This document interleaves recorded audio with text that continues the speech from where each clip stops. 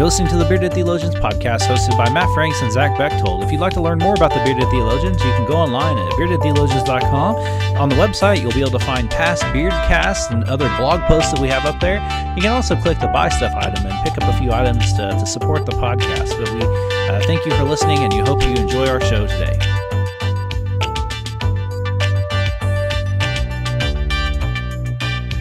You're listening to the Bearded Theologians podcast hosted by Matt Franks and Zach Bechtold.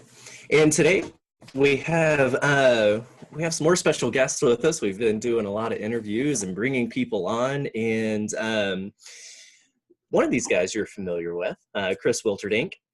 He's been on before and talking about some of the things that he's doing. But we have his partner, Craig Miller. And together they've started the Future Of podcast. And we wanted to get you guys on to tell us a little bit about what you're doing, what's going on with the podcast, and just kind of go from there. Cool, man. Thanks for having us back. Good to virtually not see everybody again.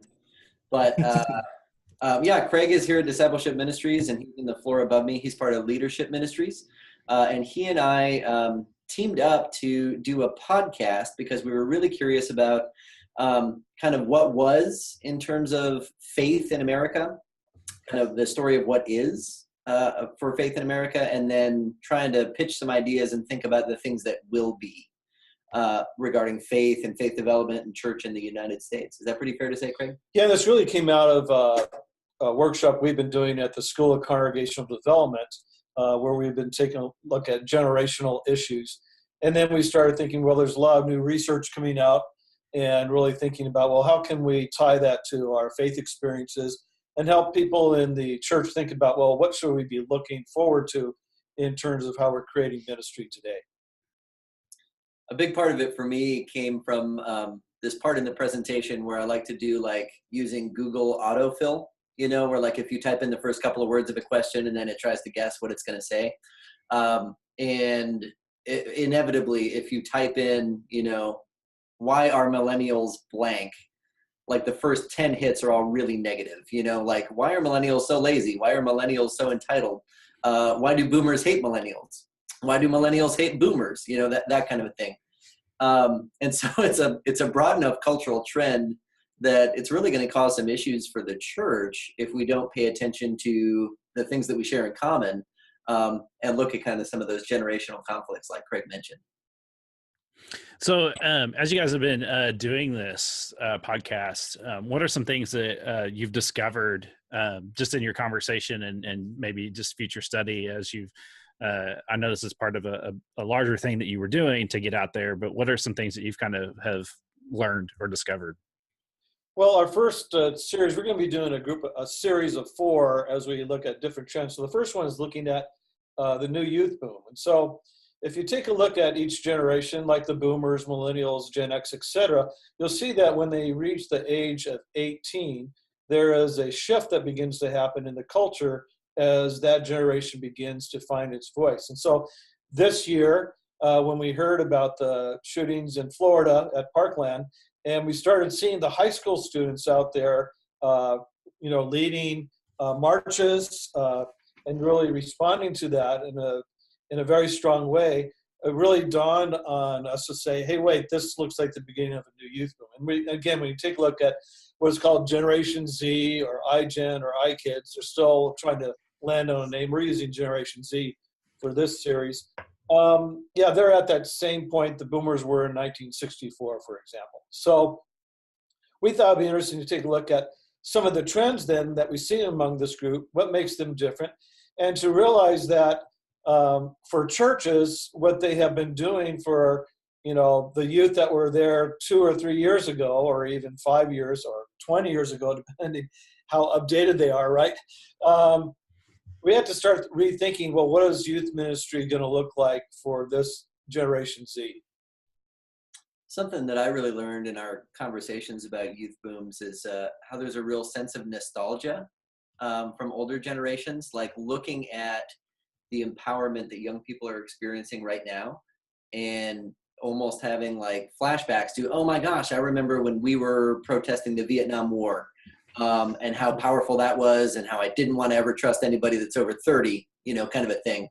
So there's this real like pull of nostalgia, along with this really complicated mix of wanting to support young people and helping their voices be heard, but also at the same time, like not wanting to kind of move on from positions of power, which is a really interesting dynamic, right? Like between adults who have been established adults and then younger people.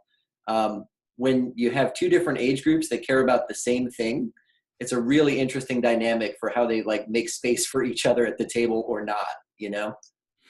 I call that handing the keys over, and I've been complaining about that for years. Is when we turn 16, getting the keys to the car, and I've noticed that in churches where we want young people, but we don't want their opinions. Like it's kind of like, yeah, we want you to drive as parents, but then we don't want you driving as parent. And I just kind of see that comparison between the two, and that's something I know I've struggled with throughout my ministry. It's just like, hey, you want me, but then you don't want my opinion. And so, and I think that that's something that would be a great podcast or conversation about how we could share that space and make room for each other.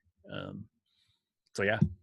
I think what's different with this generation, we're not handing the keys over, we're handing them a new phone at the age of 9, which gives them contact to every information source in the whole world. So they are forming their own opinions, beyond what their parents are. And the parents are asking, hey, how do I get this app on my phone? So in a sense, today's younger generation has more power over their parents or adults because they are able to access the information better than their parents do. So that is what is really interesting about the dynamics. And then out of your podcast, I'd be interested here, well, theologically, how do we approach this younger generation that has had such a wealth of experience and information that they have when they come to the topic of faith?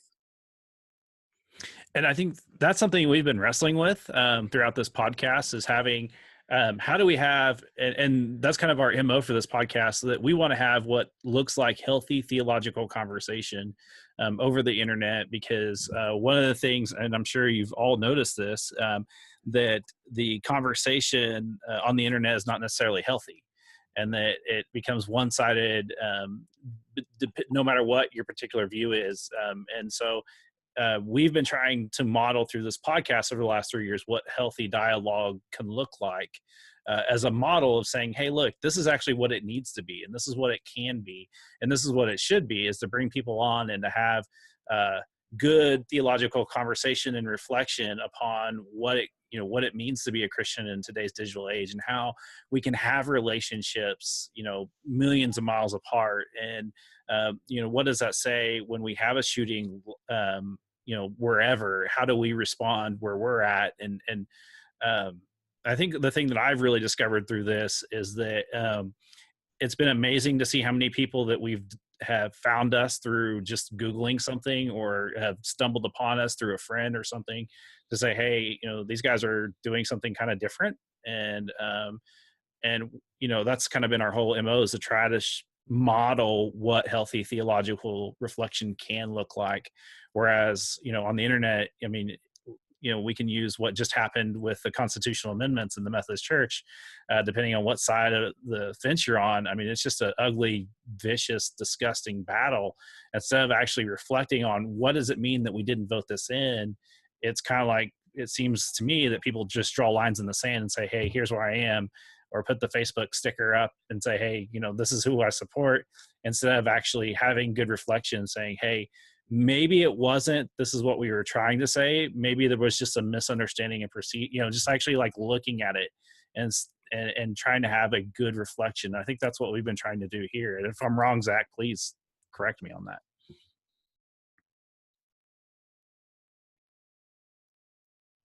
No, I think you're spot on. Because one of the things that we noticed early on, especially with youth ministry and just people in general, you take a look back into the 60s, 70s, and 80s, and people, youth especially, were able to congregate and make community in public. They were able to go to the theater and be there. They were able to go into coffee shops and be there. And what we've noticed now is young people aren't able to go and be places. They aren't able to go build these communities in public places. So they're using their phones, they're using the internet to do that and have those conversations. And so recognizing that, trying to build a community within that, or have a place where people can come and gather. Absolutely. Why do you think youth aren't able to gather like they did in the previous generation? I'd be interested to hear your thoughts on that. It's kind of what we've all kind of talked about already with the handing over the keys or giving of the phone. We want youth, we want people, we want people to come, but we don't really, right? We like the idea of people being in our space, but then they use our space and they leave a mess, or they don't do it the way we wanted them to do it. And so we've pushed all of these places out. One of the examples, when I was growing up, right outside the movie theater, it's just kind of a big courtyard, and you could hang out there, all day, really. There was a Subway sandwich shop right beside. And so you get your sandwich, go hang out, go to your movie, come back out and hang out some more. Well, now when I go back home, there's no loitering signs posted all over that. And so people are being shoved away from these places where it was common ground to hang out. Well, and I think it goes back to the third place. And this is something that it seems like the last few weeks we've been having this conversation on this podcast, is what does a healthy third place look like? And we don't have really good, safe models for what a third place looks like. Your third place is, you have home, work, and then, places where you congregate or, de-stress or, that sort of thing. And, let's be honest, a lot of our congregations are not necessarily healthy third places to be. For whatever reason, the space may not be conducive. Like in my office right now, I have 2 power outlets for my office. And so I've got extension cords like crazy running through my office because I need those kind of things for my kind of office. And so, our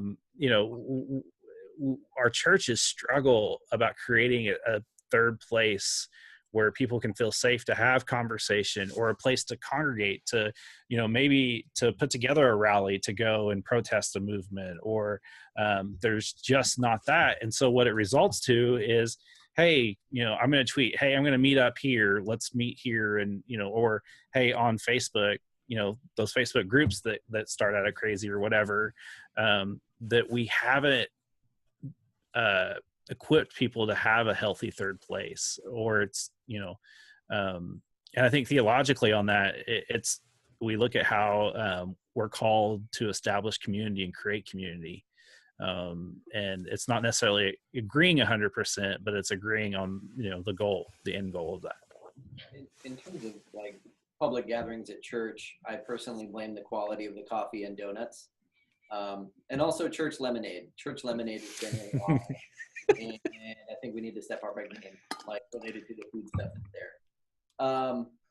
I think another element of it is that we get better at the things that we practice, and so because there's this element of the genuine use of technology, like Gen Z, I mean, they born into it, right? Like it's not quite with a smartphone in your hand, but iPhones came out in 2007, iPads came out in 2010.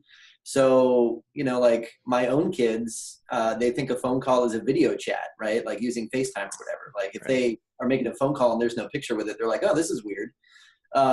And so because of that lack of the third place, and because of maybe some of that social gathering space, right, Zach, that you mentioned, it's kind of been chipped away, there's not a sense of safety in public gathering spaces, right? And so any of these sort of domestic terrorism kind of pieces where there's just this reinforcement of you don't feel safe in public, you don't feel safe in public, you don't feel safe in public. And then when you're not together in public, you get out of the habit of being in that community face to face. So when you take away the device, and we talk about this, I think a little bit in our screen time one related to youth booms, when you take away the device that people are used to interacting with others through, all of a sudden the face to face feels super weird. So even if you get an online community together in person, it can feel really awkward. Yeah. And there's something dawned on me as you were talking about the third place. It's really started with Starbucks. It was their focus saying we're going to be the third place as they were really getting going in terms of their coffee bars and stuff like that. But there's an assumption in that statement that there is a first and second place for youth. Right. So first place is home, and second place is school for youth. Sure. Well, school does not appear to be safe. My son's in high school, and he started a new high school. He's in 9th grade. First day of school, there was a gun in somebody's car, right? And about every 2 weeks, we get a call from the principal. And you don't live in a part of town where it's like hunting gun. You know what No. I mean? Like, Right. Where the school is right across from like Green Hills Mall, which is like this super expensive mall, et cetera. The kids, though, are from all over the city. But the issue is every 2 weeks we get a call from the principal. There was a threat, but we checked it out and everything's okay. Or, there was a fight in the hallways yesterday, but it's, the kids are under control. So every other week, like I say, that's our experience of high school. So for kids, how is that second place a safe place, right? And I think that's what's really, and the home, what's happening in people's homes as well, is another issue that we can think about in terms of the family. So for our young people, the only safe place is really their screens when they are interacting with their friends, as long as no one's bullying them, right? Right.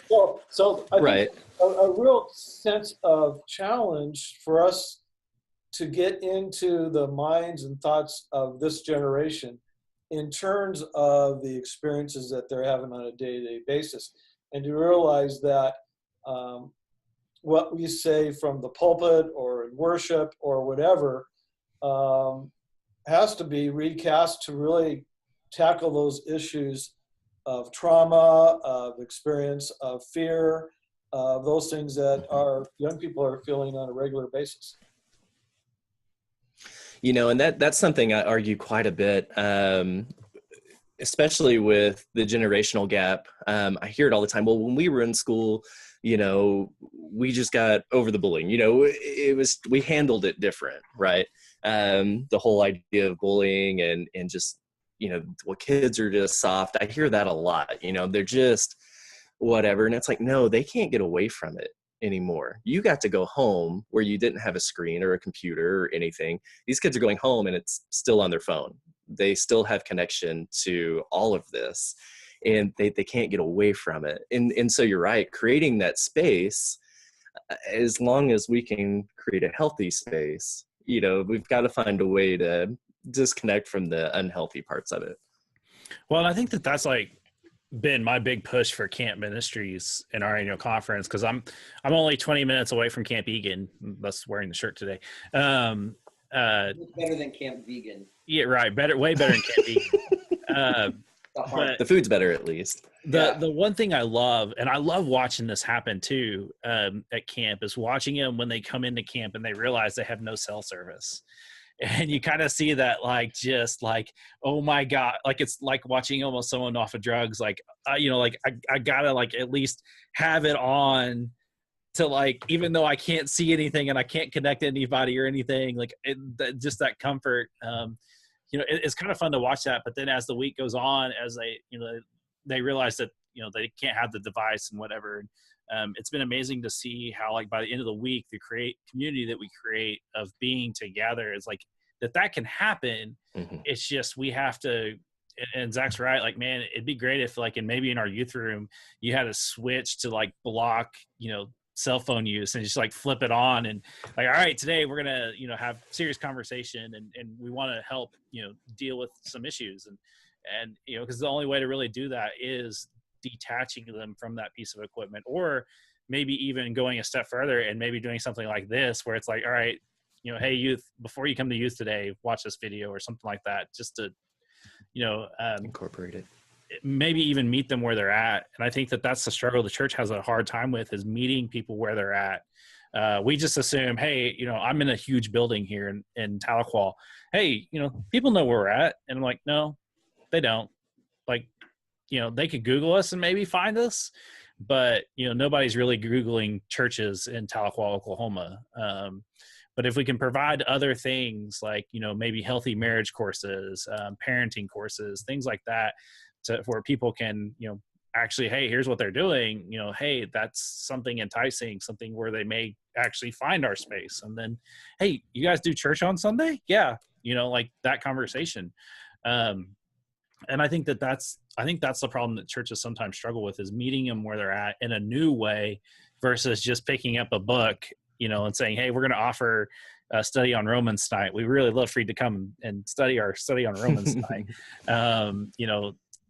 I just think that we have to rethink our approach, and some of it may even be just leaving our building and spaces and maybe meeting them out in the digital world, but then also saying, hey, we want to have this conversation and realize that like what we say here is trying to figure out, we want to figure this out together. I think that the more we do that, the better off we can make that be. Oh yeah, I totally agree. And one of the things that we like to play around with on our podcast a little bit is some of that dynamic of like, this is the way it was and this is how I remember it, right? Kind of back to Zach's point. And then your point as well, Matt, about like, this is how the church built itself. But what was is not what is, and it certainly is not what it's going to be. So we need to be able to figure out new ways to be out in the community, because the way that faith communities were built over time for previous generations, it's not how they're going to be built for future generations. You can't just have the building and say, yeah, come on inside, because that's one of the scariest things for a non-church person to do. Would be like cross the thresholds of the doors of a church. I'm interested hearing from Matt and Zach in terms of, what do you think is the theological message or the gospel message that connects with this younger generation? Have you given any thought to that? I think each generation there is a message that connects them specifically to the gospels, because the gospel has many elements, many messages that can connect with people. So what do you think about that idea? So I'll go very biblical on this. It's contextual, meaning that it's different. Like, so I've been in 9 years, I've been in 5 different communities. And there's not one, other than saying God is love, there's not one overarching thing that I can say in each community, this was the tying theme, other than God is love. I mean, that's kind of a universal that works. And I think the difficulty that churches have is that we've moved, we have forgotten that our faith is contextual. And that there's a reason why we have 4 gospels, is because they present a different context and a different view of the faith of Jesus from a different perspective. And those perspectives speak to each community. We grab a book, and I'm going to use Chris's book here, Everyday Disciples, and we assume that this is, and this just happened to be sitting on my desk. This wasn't just a shameless plug. But, yeah. He gives me no money for that, so so it's okay. But Goes back to the apportionment fund. Anyway. Yeah, I think the problem that we have is that we take a book like this and we just like try to shove it in our community and say this is going to work, and not looking at it and saying, there are parts of this that will be great, and we're going to use those parts, and then those other parts we just won't, that aren't who we are. And I think that my big concern has been for the church is that we have forgotten about who our context is. Who are we wanting to go get? If we're wanting to make disciples of Jesus Christ for the transformation of the world, the first question we have to ask is, what does a disciple look like? And so as a church community, how are we doing that? But I understand, as someone who's been in different, I'm an appointed pastor, so I've been around, that I can't do the same thing everywhere I go and expect to be successful. So what I was doing at my 2-point charge with 100 people won't work in my large church of over 1,000 in membership. That's just not going to work. And I think far too often pastors and laity just assume that I can take this program and it's going to fit.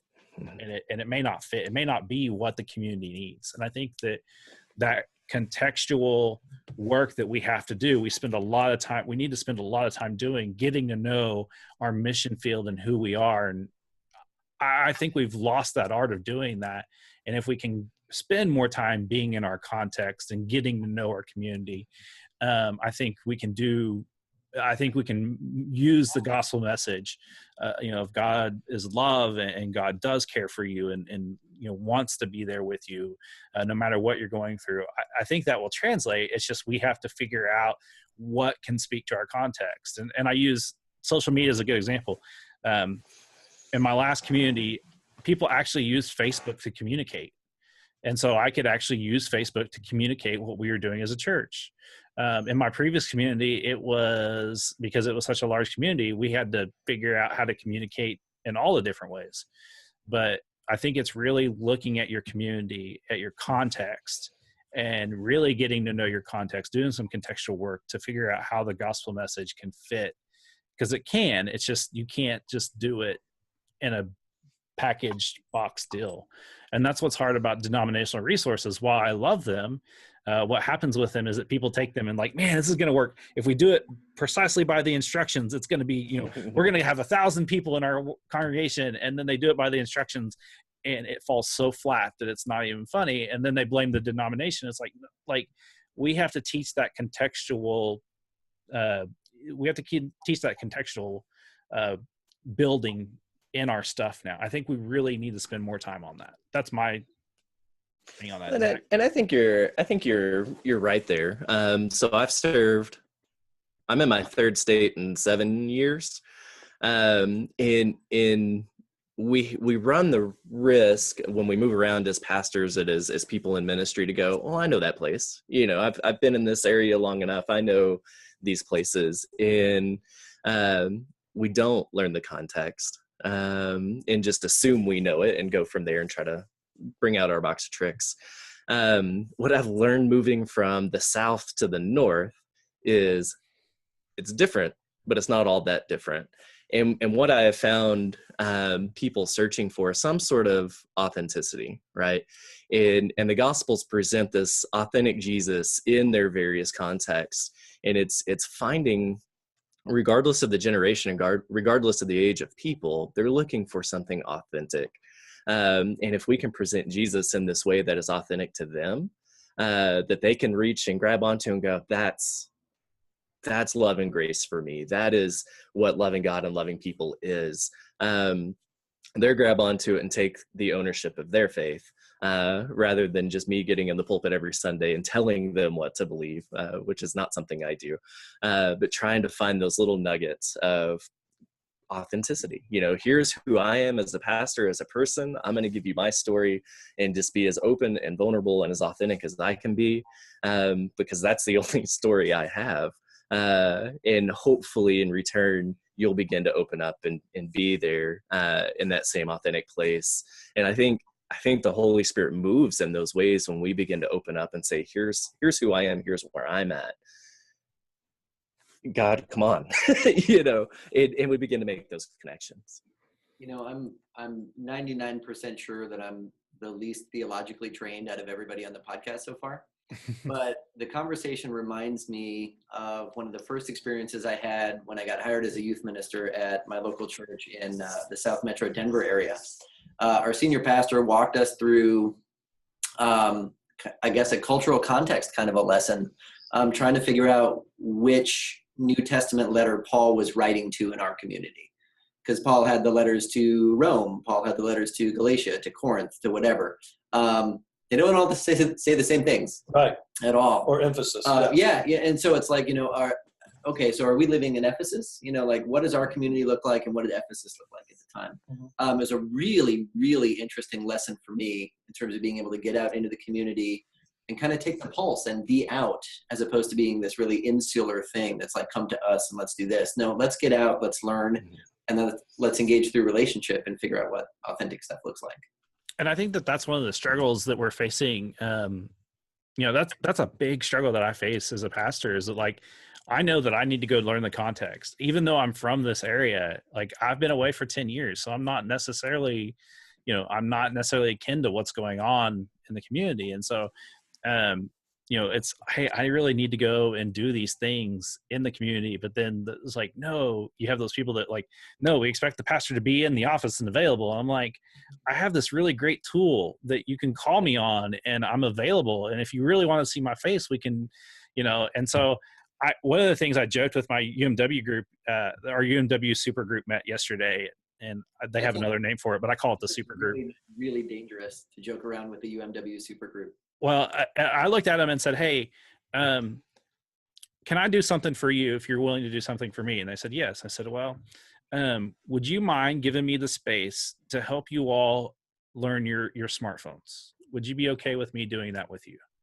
And I said, the flip side of that is then I want you to come and communicate. That's how I want you to communicate with me, because if you can do that with me, then I can help you show how we can go and make more disciples, and how we can help grow your group, and how we can do some things together.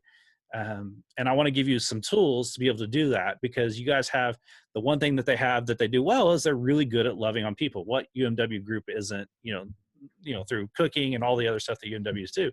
And so if we can teach our congregations who are deaf, most of them are in the ages of, so afraid of touching a device that they're afraid they're going to screw it up, to give them that assurance that even if you screw it up, hitting reset on it's actually one of the best things you can do for it. And giving them that permission to do that. It's kind of like almost the reverse conversation with youth, teaching them how to have conversations with adults. And that we really need to work on that on both sides of on the story of how to communicate to those people. Because I think part of the older generation's concern, or it's a fear of, we don't know how to communicate, when really they do. It's just they don't want the tool. It's too scary for them, because they grew up with World of the Worlds and some of those other technological stories where things just blew up, and they lived in a fear of the atomic bomb. And so if we can teach our people how to use the tools, which I don't think we do, then we can better go equip into our communities a little bit better. And I think that's one of the things that, maybe we need to come out with a book that says, hey, church, here's how you use your iPhone, And on the flip side of that, I had heard a story the other day talking with one of our communications people in the conference.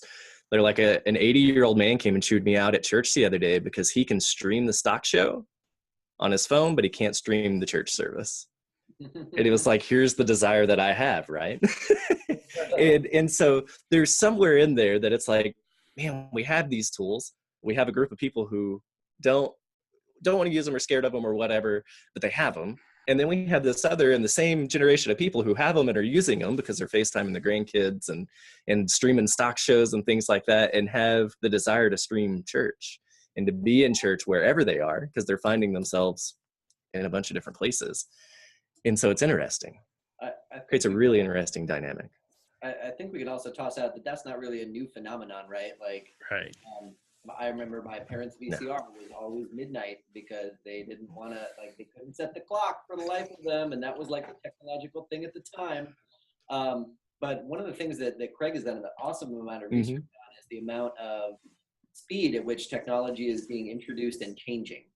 And that in itself, between the generations, is really, really tough. If you want to talk older generations or even younger ones, right? Like I'm still below 40, but there's some new technology that I'm like, oh man, I don't even want to touch that, right? And there's 25-year-olds that it's the same way because things are developing so quickly. Yeah, and it's a challenge for us to really think about across the generations how we use technology. But beyond that, I guess part of what the contextualization question is great. And it's important for us to think out of that context, what message will connect with people. So I think one of the challenges we have right now is younger people are looking at the wider culture and seeing people that call them Christian and saying, I don't want to be that, right? And so the challenge is the face of Christianity in our culture is, not necessarily positive in a lot of young people's minds. And so we had to break through that image that's out there, and that authenticity and relationship then becomes even more critical out of our local churches, where we build relationships and authenticity out of which people can discover who Jesus is. Well, and I think that's the one thing, so when Zach and I were joking about this, we had Shane Claybourne on the week before his little deal with Liberty University. And so we tweeted out to Liberty University and Shane Claybourne, hey, you guys can come pray with us at any time. And I've when I see those things happen and I'm with people, I'm saying, and that, I always tell people that makes my job that much harder. When I see Christians do things that are not in the way that I feel like it should be, or, my particular view, if it's really, especially if it's detrimental, and we can look at that conversation between Liberty and Shane and say, that's not who I am, but yet that also I have to that's when people think I'm a Christian, that's where they're going to go. And so it's hard to say, hey, I'm not one of those, but let's get to know each other. And that's why it's always funny to watch. 2 years ago, I reffed Little League basketball. And the first night was just great. People were horrible. I mean, it's like Little League basketball it's like worst. And then Saturday morning, it started off again that way. I was like, oh man, this is gonna be horrible. And then somewhere along the line in the stands, word got around that I was a pastor. And the amazing shift that changed over that crowd was just it was night and day difference between it was the same crowd. It wasn't like the crowd had changed. And so I'm always afraid of telling people I'm a pastor because I'm afraid they're not going to be authentic with me. And so I always try not to dress the part, because I'd rather people be authentic with me than when I walk in with my collar and everybody's like, nope, gotta straighten up.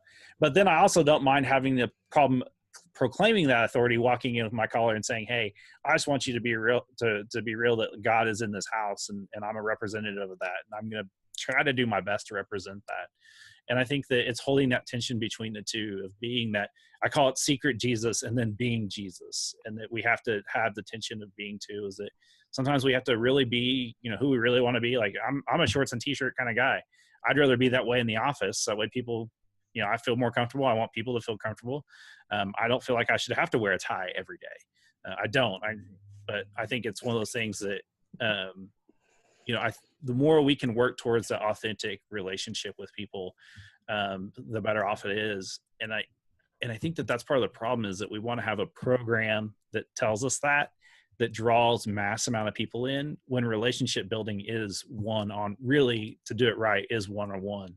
And that's hard to translate on charge conference paperwork, the number of one-on-one relationships that you've created. Because, it's not, we've lost our focus. We'd rather have that mass than have the true discipleshiping things that happen. Mm. And so troubling times, I mean, I wouldn't say troubling. I think it's just, we just have to retool. It's time for us to really look at our toolbox and say, do I really need this? And I think that's a good conversation to have with your churches. Do we need this ministry to continue to exist? Or, do we need the space? It's amazing to see how many churches are moving spaces because they don't need that much space. They can maximize their effort in what they're doing in a smaller space. Or, we have churches that aren't building sanctuaries, they're building multi-purpose facilities to better facilitate uses of building. And I think that those are great conversations to have, that maybe we need to be even more honest about, in the sense of with our denomination as it's, shrinking as it is. I think one of the things to focus on is to say, in the context that people are living their lives, that we actually do have a hopeful message to share, right? Mm-hmm. About faith in Jesus Christ. And one of the things that article Chris pulled out from the Barna research was it loneliness and anxiety are like the top two things for young people. It's also true for boomers, okay? The whole idea of loneliness is a huge issue. So how can we create faith communities that connect people, both not only technologically, but face-to-face in real relationships? And so the issue is we don't have to out-entertain the world, but we can out-connect them, right, through our faith, or out-relationship people through our faith. So I think that's the exciting part of ministry today, is how can we help people in our churches realize that they have something exciting and positive to share in terms of their faith in Jesus, in a way that will help people find God and find faith that will last a lifetime. Yeah, and in terms of churches thinking about which ministries they have to keep and hang on to and do, because I know that we are working with finite resources and finite time. That's one of the things I come back to for ministry with young people. How many people make their decisions on faith before the age of 18? It's a huge number. It's a huge, huge number. And at the same time, there's kind of a generation of millennials that has been studied, almost to death, right? And in a lot of cases, like that ship has sort of sailed in terms of their decision to follow a particular faith group or get off the spiritual but not religious kind of boat. And so there's a real interesting dynamic with this upcoming generation where they are desiring that authentic thing, that authentic relationship and that hopeful message. And I just always encourage churches to be able to invest in ministry with young people because of that fact. And the interesting thing about boomers, so about 10,000 people a day are retiring. Okay, as you take a look at the boomer generation. Is that all? And the thing that's interesting about that group is they are returning to the practices of their youth, right? Suddenly they've left the workforce, and so suddenly they're free to do whatever they want to, and they're going back to their practices of youth. So, sex, drugs, rock and roll are very prominent among, the 60-year-old generation. I mean, the Rolling Stones are still on tour. They're still on tour, right. And they still have groupies, I guess. I don't know. But the issue is, a huge part of the boomer experience is their desire for spirituality, right? And so they are also revisiting what it means to be spiritual. What does it mean to connect with God? And so I think just because someone comes in who's, 65 or 70 doesn't mean their beliefs are set. In fact, they may be at a point where they need just as much a conversation about faith as that 15-year-old does. So I think that's an interesting thing to think about intergenerationally. How do we create those settings in the communities where people can have those honest conversations about faith? Well, and I think you kind of nailed it on the head. I think that's why the intergenerational stuff matters. And I think that it's one of the greatest resources that the church had always had at its feet that never, that decided not to go that way, and that they felt that the silo was the best way to go. And something I've done at every church I've ever been at is to not have siloed ministries, that we do things together. We are a church. We're not just a youth ministry. We're not defined by just our children's ministry. Is that we try to really blur the lines on what things can be. And so I'm always honest that, we took a mission trip to Houston, and I was like, legally, because of our bounds, we can take 7th grade up until you can't come anymore. And so we had a 7th grader, and our oldest member was 70. And the interaction, one of my favorite things that we did was the last night I called it speed. I didn't call it speed dating, but it was kind of like a speed dating thing, where the adults sat at a table. It's a safe sanctuary issue there. Yeah, the adults sat hey, there was more than 2. The adults sat at the table, and then the youth had. It was to be a 3-minute conversation, a minute half each, where the youth would share their experience and the adult would share their experience, and then we would rotate. It's amazing to see now we're a month and a half out from that trip. That group of people, the relationships that they have now are far better than what they would have ever had it been, hey, we're going to take a youth mission trip to Houston. We'll take an adult trip to Houston. And the only time we'll see each other is when we wake up in the morning and we go to bed, and meshing the two together and bringing those opportunities, providing that space for the two to have a place to come and share. It's been amazing to see. And so I'm hoping that we can do that a little bit more often. And to be honest about being a place that's not age restricted, but is limitless, and saying, we want you despite your ability, or, if you feel too old, we have a job for you. If you feel too young, we have something for you to do. And so one of my favorite was this past weekend, we had an all church work day, and our youngest person there was 4 years old, and our oldest was in his 80s. And so it was fun to have those interactions, watch those people interact together. And I think, what's crazy is that's been at our feet this whole entire time. And it's something that we've forgotten to do, or we just never did.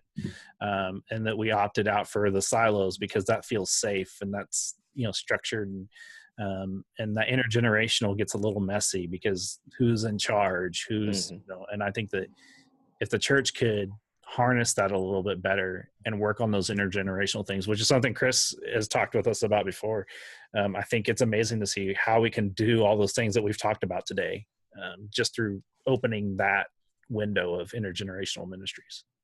You know, I'm just having this thought for the first time now, so it's not going to be the best analogy, but like my 7-year-old is super duper into Lego right now, right? And those Lego sets come with like this real specific age range, right? Like this Lego set is for 7 to 12-year-olds, and this one's for, 8 to 14, whatever. And then there's board games that, like I'm sure it's kind of a joke from Mattel or Hasbro or somebody, but it's like, this game is for those from age 3 to 99. And wouldn't it be great, like a fun thought experiment with churches, to have them think about, okay, what could this ministry look like if it was that board game that's available from 3 to 99? Right. And what does it mean to have different ages playing together, and learning the rules together, and supporting it? It would just be really fun to kind of pull apart a little bit, Is that not our baptismal covenant? Especially when we baptize infants and we get to do the really cute thing, we hold them and we hold them up like Simba. Those are the vows that we take of, we're going to be a part of this child's life. We're going to be a part of this child's spiritual journey, and we're going to do everything that we can to support this family and this child in their journey with Christ. And it's that 3 to 99, right? We just forget that, I think, sometimes, that we do the really cute things and the really special moments and have the families up and we baptize the children, and then we go about our day-to-day lives and forget that this is something we're doing together as a community, rather than playing these individual one-player games. Kind of playing off that analogy. I think that's interesting about a lot of things we've been talking about is this isn't going to cost anything extra, right? You don't have to redo the budget to get people to talk, right? So it's a matter of getting permission for people to talk and to focus on conversation, the conversation that leads to faith development. And so I think that's the other thing to think about. And maybe moving your office to the local coffee shop, 2 times a week is okay as well, right? So that people interact with you in those spaces as well. So I think those are the things to really think about, is that it's more a shift of attitude, and focus more than anything else. Well, I think that's, I think that's something we really have to look at, is our shift of attitude. And I think our attitude has been, we want to grow our church to, to be the largest and best in town. Well, what would that look like? Like, what would that really look like if we did that? And some churches don't want to go there, and like, no, we like our 5 people and we're happy, and that's all we ever want, is just those 5 people. And man, I would love to push churches on asking the question, and this is something we ask here, is how are we asking ourselves, how are we truly making disciples of Jesus Christ, and letting people, what does that mean, what does that look like for them? It's been a fun little conversation that we've been having. There's a little men's group that I meet with, and it's been fun, and all we're doing is just reading scripture, but the impact that has made on those men, their wives have come to me and said, since he's been coming to Bible study, wow, there's been a change on him. What are you doing to him? It's like, we're just reading scripture and praying for each other, and that's it. I mean, and I think sometimes we forget that we have all the tools with us. Sometimes it's just as simple as opening up our scriptures and just saying, hey, let's talk about this, and grab that 3-year-old and try to explain this to a 3-year-old. And when we do that, I've got 2 kids, and every time they ask me a faith question, I jokingly say, go ask your mom, because she can explain it better than I can, because I'll be up here and bring it down. That's her gift, not mine. And then sometimes she just fires it back at me because she's tired of hearing it, or she feels like she, and I think that's, if we can challenge our congregants and our church members to, can you explain your faith to a 3-year-old? What does that look like? How do you live out your faith to, what does that look like? I think that, man, that would open up the door some really good conversation, and, those things. I think some transformation would happen.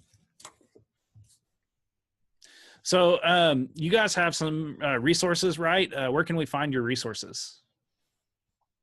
Well, since we're at Discipleship Ministries, everything that we post related to the future of is going to be at umcdiscipleship.org, and we'll make sure to get some real specific links that go out there.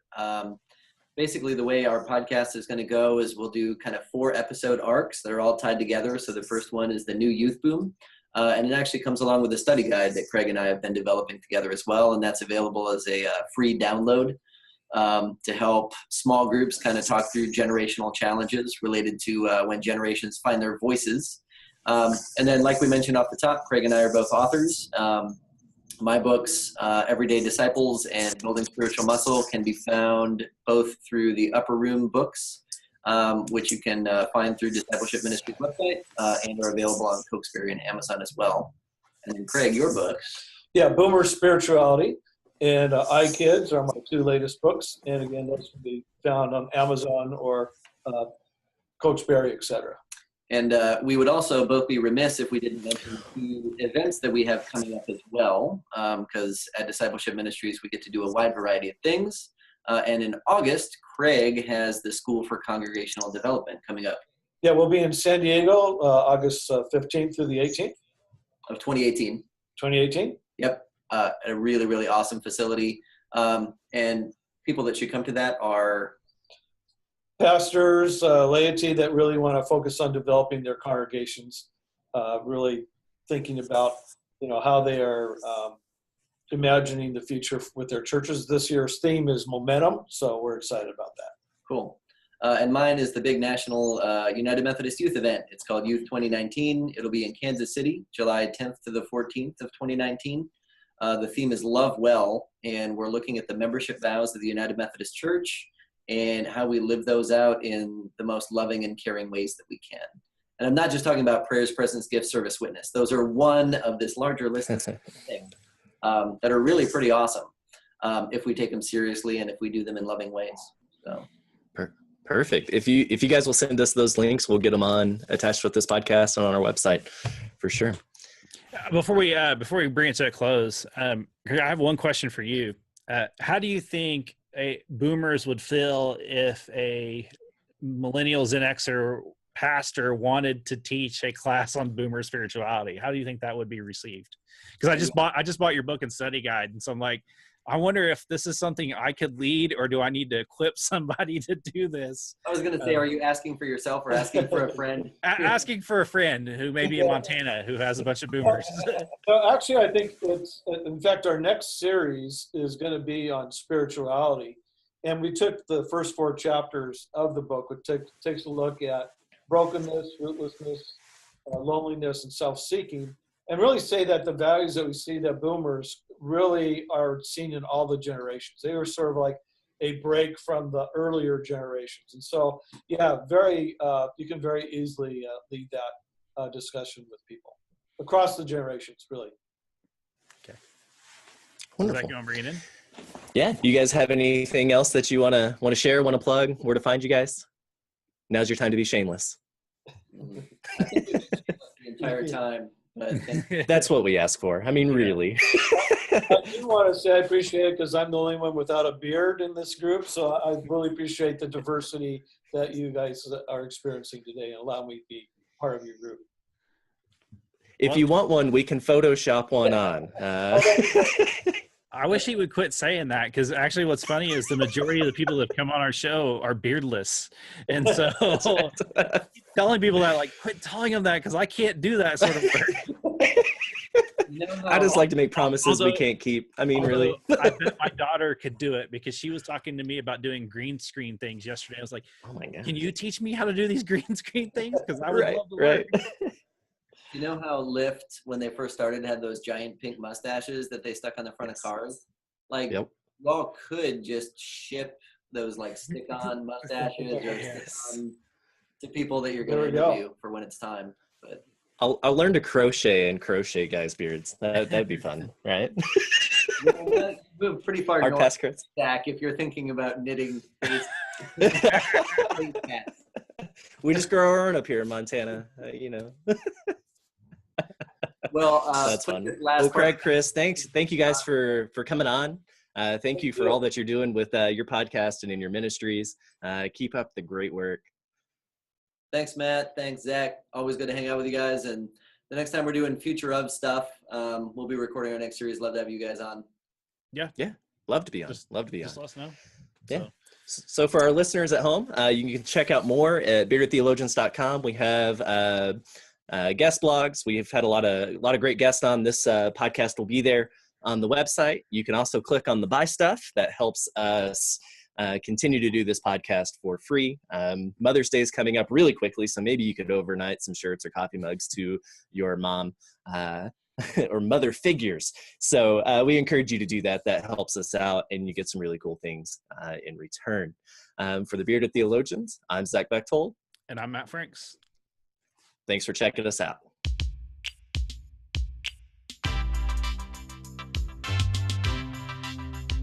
We hope you've enjoyed the conversations that we've had today on the Bearded Theologians Beardcast, and we'd encourage you to continue those conversations online at beardedtheologians.com or on our Facebook page. We also hope that you pick up a couple of coffee mugs to satisfy your coffee mug collection. Have a good day.